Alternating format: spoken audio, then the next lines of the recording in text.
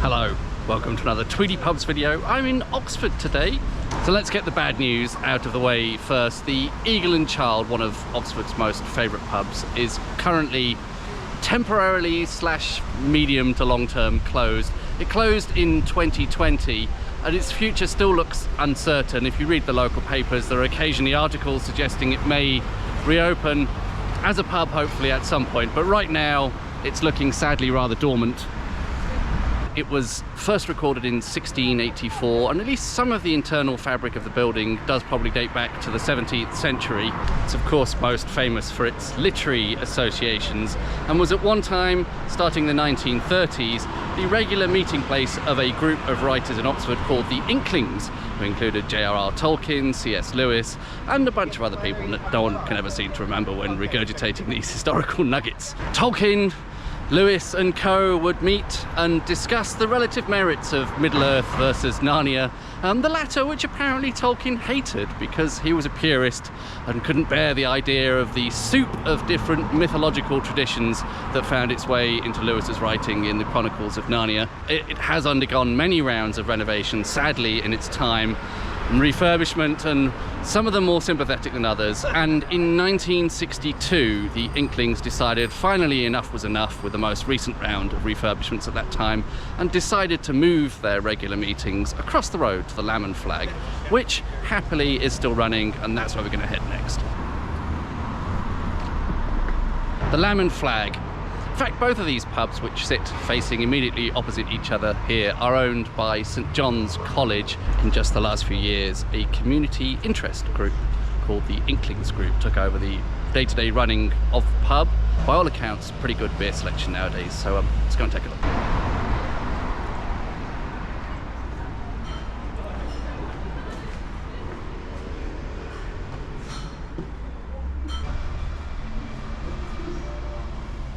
The front bar there is Georgian. This middle section, about 400 years old, has this fantastic one-person snug in there. This back section is apparently medieval, very simply adorned. Not much decoration here at all, kept very simple. Cheers from what we believe to be a medieval bank bar room of the Lamb and Flag in Oxford. As you hopefully see on the bar, there's an array of 8 hand pumps currently in total, mostly local beers. This is Oxford Brewery's Shot Over Prospect Shot Over, which was described as a session bitter. I think it came in at £2.25 for a half. Almost my sort of thing, but I was very tempted by the mention of session bitter, but I think there are a couple of New World hops in there, so it's not particularly grapefruity, but there's a tiny hint of something citrusy. But it's okay. Another 7 to choose from, so I'm sure with more time I could find something a bit more to my taste. It's a nice old alleyway to the side of the pub, which is named after the pub. It's Lamb and Flag Passage. Behind that wall there is Keble College, and there's this very venerable horse chestnut tree. Anyone for a game of conkers? Those look like pretty fine specimens to me. Worth adding that the name Lamb and Flag is a reference to the emblem of St John the Baptist, because this is of course on land, as we said, owned by St John's College. Going to take a standard deviation now and head to Jericho for the next pub. Stats joke. What does he need the money for then?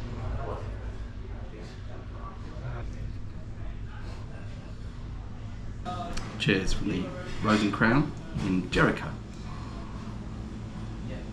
This is a little bit out of the centre and definitely off the tourist trail, but this is an absolute gem of a pub, I think. The pub dates to 1863, so it's a prominently Victorian pub, and this, I think, rather handsome Art Deco style marble fireplace. It's a free house, independently owned, and the owners have been here since 1983, so 40 years of freedom from pubcos.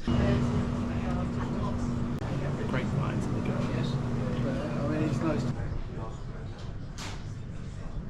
There we go, the Rose and Crown, Jericho. As I say, a bit off the beaten track, bit off the tourist trail, but if you're in Oxford, particularly in sort of peak tourist season and you're getting a bit tired of the other pubs being a bit overrun, then that might give you a bit of a reprieve. I had Hook Norton's Hooky there. I forget the price now, sorry, but you all seem to be surprisingly keen on finding out how much a pint costs. I think it was in the £5 region, possibly, maybe just a bit under. That I thought was in very good shape. Next up, the Bear Inn.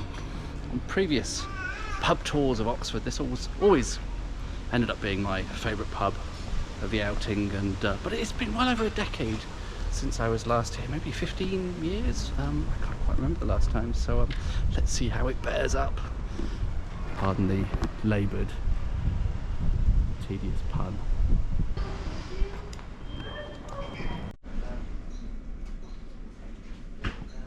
Cheers for the Bear Inn. Claims here that it dates back to 1242, which could well make it Oxford's oldest pub. I think much of the fabric of the current building is roughly 17th century, but there could have been a pub on this site for much longer than that.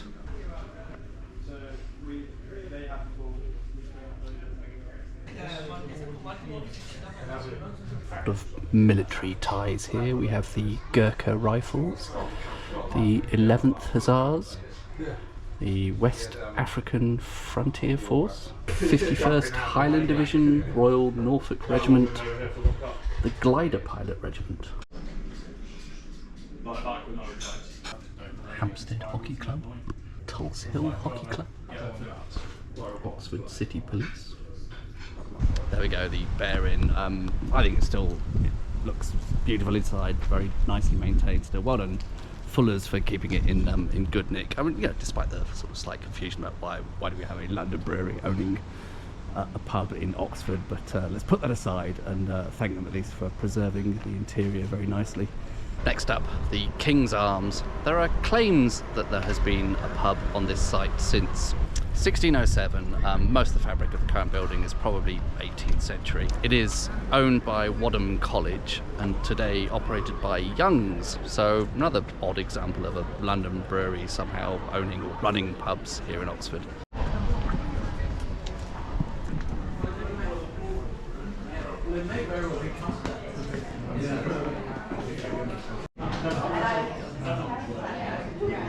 It's the panelled back bar that has all the atmosphere and no one in it at the moment. The bar's at the front much busier.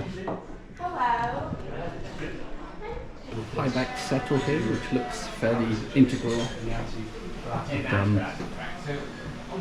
Glazed partition heading off this back bar. I've actually been to this pub before, I think many years ago, and I just sort of naively went into the front bar, didn't really explore very carefully, and it's almost like two completely different pubs. The sort of light, airy, fairly modern bit at the front versus this lovely dark wood, cosy section at the back, which is really quite a gem. There were 6 hand pumps, I think probably 3 Young's beers, 3 guest beers. I'm having Oxford something 22. I'll put it on stick it down there on the screen.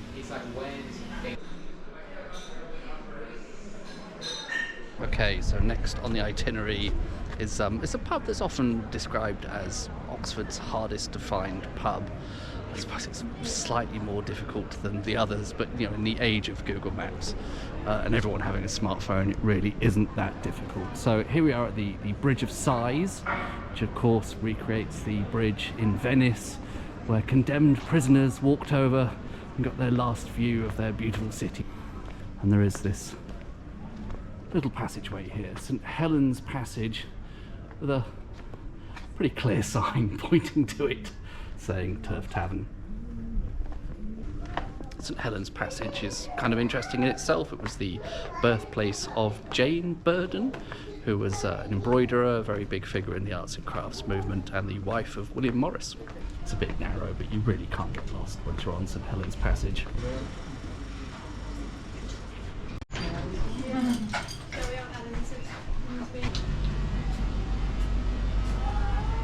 Cheers then from the Turf Tavern. It's very, very much on the tourist trail. I felt a bit out of place at the bar with my ridiculous non-American accent. Good selection of beer though. I think this is in fact a Green King pub, but the manager, a chap called Alex I believe, negotiated a very good deal with the operator so that he could have a much larger than normal selection of guest ales. This is the house bitter or something, and it's very pleasant. It's a bit of a hard pub to date. There is a claim on the website to a date of 1381. Not sure how credible that is, but I think much of the current fabric of the building is apparently 18th century. There is one 17th century casement window which I was struggling to find on my way through just now, so I'll take up the pass and see if I can find that. Remember the garden, I remember having a bit more character than this. I was last here, well I suppose 8-9 years ago, and at that time had these sort of braziers full of coal that perhaps they somehow take them away and put them back in the winter time, I don't know, but you know, in the evenings, on a cooler evening in the run up to Christmas, say, you could still sit outside and warm your hands at the on the coals of the brazier as though you were some kind of Victorian street urchin. The pub was originally named the Spotted Cow. Just checking my notes here.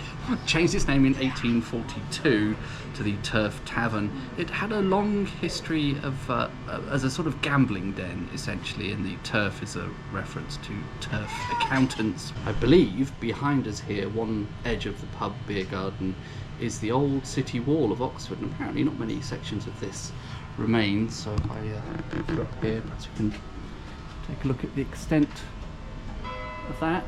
Oh, how nicely timed. The bell tower there, giving us a bit of a show.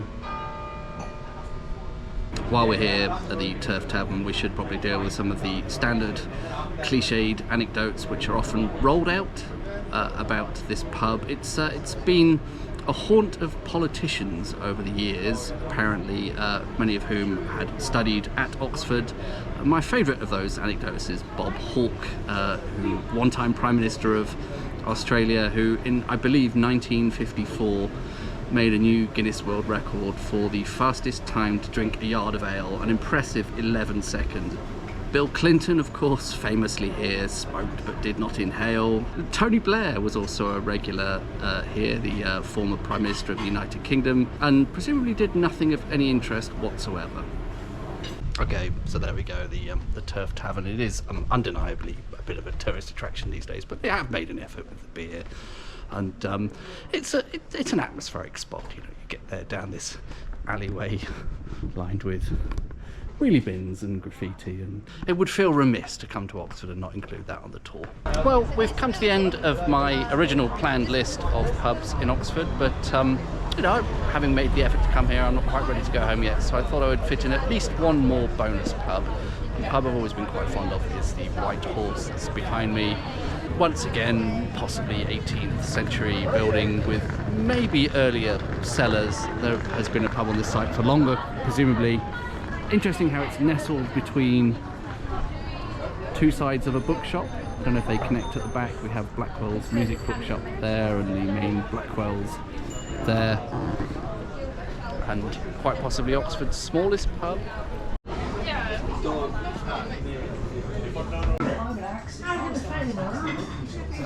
Managed to find a seat in the delightful little snug that's right in the back of the pub. The front window of the pub, also very nice. Again, fraternised by politicians over the years. Bill Clinton, possibly Winston Churchill.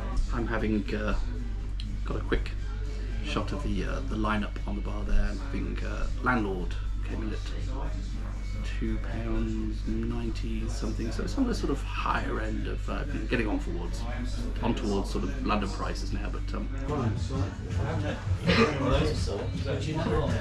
another bonus pub. Slightly mixed feelings about this one. This is the Crown behind me. I don't know if you can see how it's sort of nestled twixt a Greggs and a McDonald's, which doesn't really give you a great sense of antiquity or pub magic, does it? But apparently has been a pub on this site since the 14th century. We get a lot of this at Oxford, don't we? I don't know how credible all of these claims are. and it was a one-time coaching inn, which would have had frontage onto Cornmarket Street, the very modern shopping street we're on just now. Let's take a look. I mean, yes, you have to look beyond all of the trappings of modernity, but you can get a bit of a sense of that sort of courtyard that you often had in these historic coaching inns. Do forgive the inane pipe music. TV screens, even in the garden, is really necessary. But Shakespeare apparently stayed here several times on his trips through or to Oxford.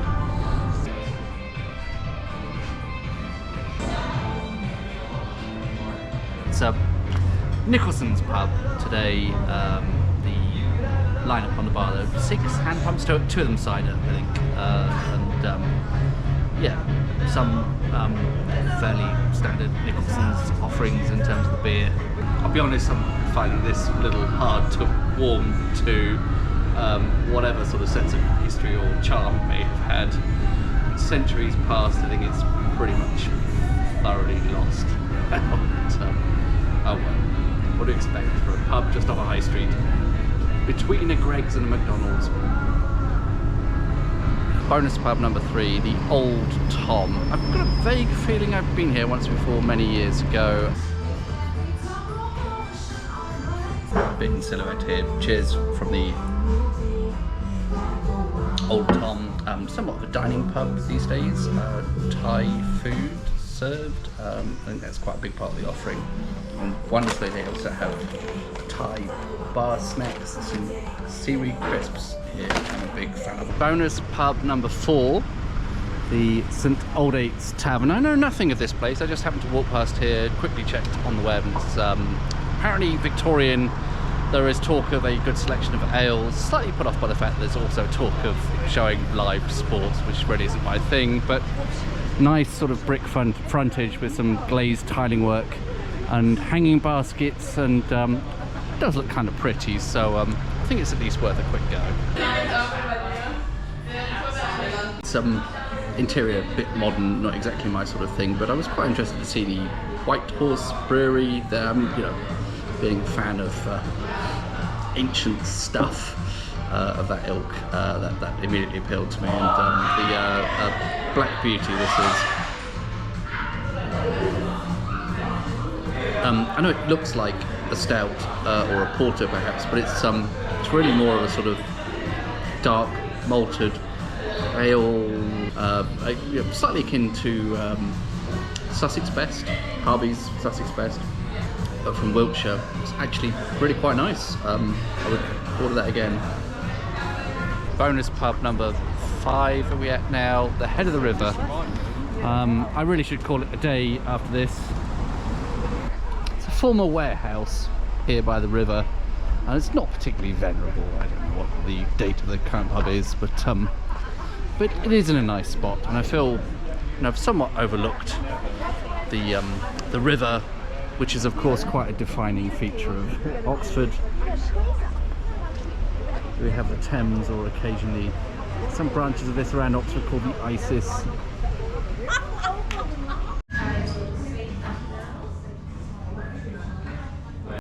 Cheers from the Head of the River. Could barely be bothered to film inside. It's not of any real sort of pub interior interest.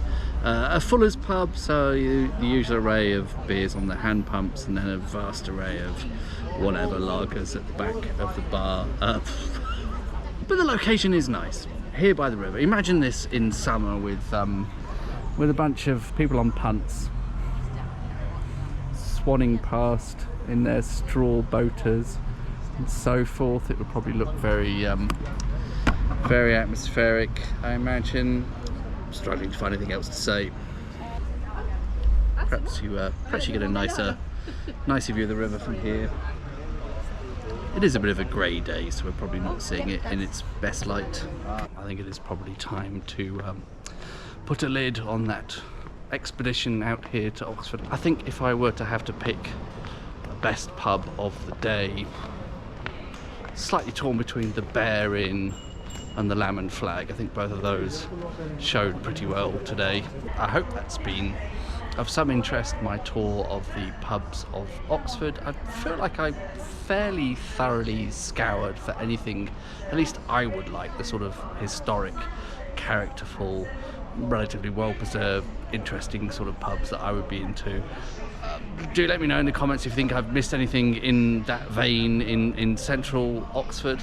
Thank you for watching. I hope some of that was useful and or interesting and or entertaining, and I'll see you on the next one.